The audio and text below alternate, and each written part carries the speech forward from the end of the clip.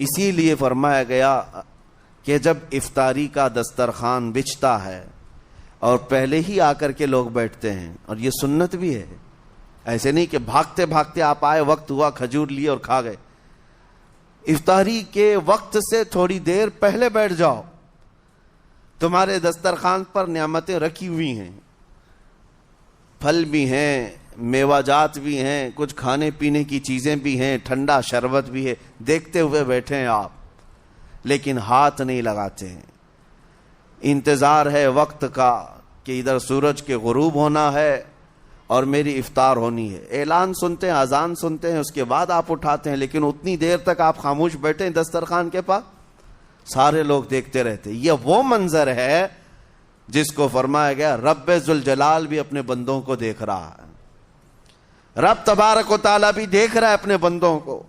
اور سارے فرشتوں کو بلا کر میرا مولا اعلان فرماتا ہے یہ میرے بندے ہیں، دیکھو یہ شام کا وقت ہے، ان کے حلق سوکھ چکے ہیں، ان کے پیٹ میں بھوک کی شدت ہے اور ان کے سامنے اچھی نعمتیں پڑی ہوئی ہیں، اے فرشتوں دیکھو میرے ان بندوں میں سے کوئی بھی ان نعمتوں کو ہاتھ نہیں لگاتا،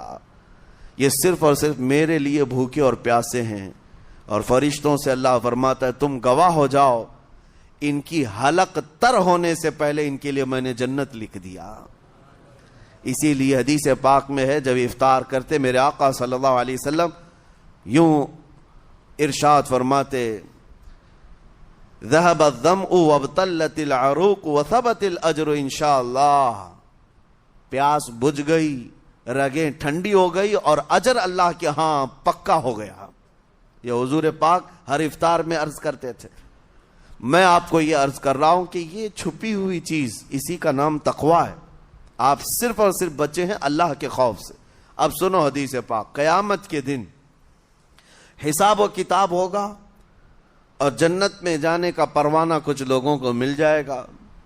اور سب جنت کی طرف جا رہے ہوں گے۔ اس میں بہت سارے لوگ ہیں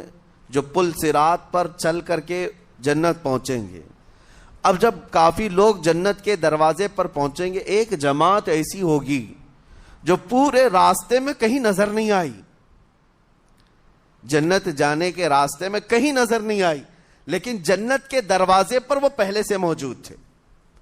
چلے تھے نہیں چلے تھے کسی نے دیکھا ہی نہیں۔ دوسرے جنتی ان سے پوچھتے ہیں اس جماعت سے کہ تم یہاں کیسے پہنچے اور یہ انعام کس بات کا ہے تمہارے لیے؟ تو وہ جنتی کہتے ہیں ہمیں روزے داروں کی جماعت میں رکھا گیا، ہمارے روزے اللہ کو پسند آئے، اور آج رب تبارک و تعالیٰ کا حکم ہوا کہ ساری دنیا سے چھپ کر تم میرے لیے روزہ رکھتے تھے، دنیا کو پتا نہیں تھا تم بھوکے ہو پیاسے ہو، اور اے بندو آج سارے لوگوں کی نظروں سے چھپا کر میں تمہیں جنت پہنچاؤں گا۔